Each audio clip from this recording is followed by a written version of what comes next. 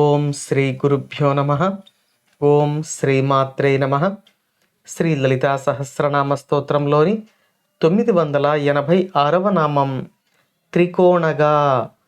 ఈ నామానికి మంత్రస్వరూపం శ్రీ త్రికోణగాయై నమ. ఈ నామాన్ని ఒకసారి పరిశీలిస్తే త్రికోణముల రూపంలో ఉన్న తల్లి అనే అర్థం వస్తుంది, లేదా త్రికోణముల యందు ఉన్న తల్లి అని కూడా చెప్పుకోవచ్చు. శ్రీచక్రంలో అనేక త్రికోణాలు ఉన్నాయి. ఈ త్రికోణములు అన్నింటి స్వరూపంగా అమ్మవారు ఉన్నారు.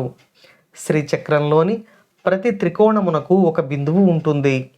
ఈ బిందువు వికసించి త్రికోణముగా మారుతుంది. పరమేశ్వరుడు సృష్టి చేయాలనే సంకల్పానికి పూర్వం బిందు రూపంలోనే ఉంటారు. ఈ బిందువు సృష్టి చేయాలనుకునే సంకల్పాన్ని పొందినప్పుడు బిందువులో కదలిక ఏర్పడి అమ్మవారు ఇచ్ఛ, జ్ఞాన, క్రియాశక్తులుగా బిందువు నుంచి వెలువడుతారు. ఈ ఇచ్ఛ, జ్ఞాన, క్రియాశక్తులే త్రికోణములుగా రూపుదాలుస్తాయి.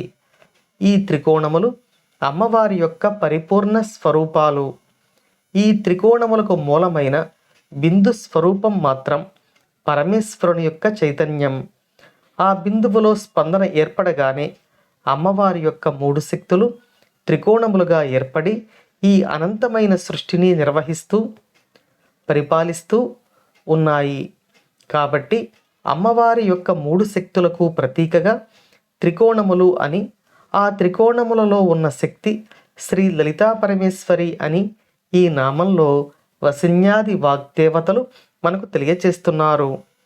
క్లుప్తంగా చెప్పుకోవాలంటే పరమేశ్వర చైతన్యమైన బిందువు వికసించి త్రికోణంగా మారుతుంది.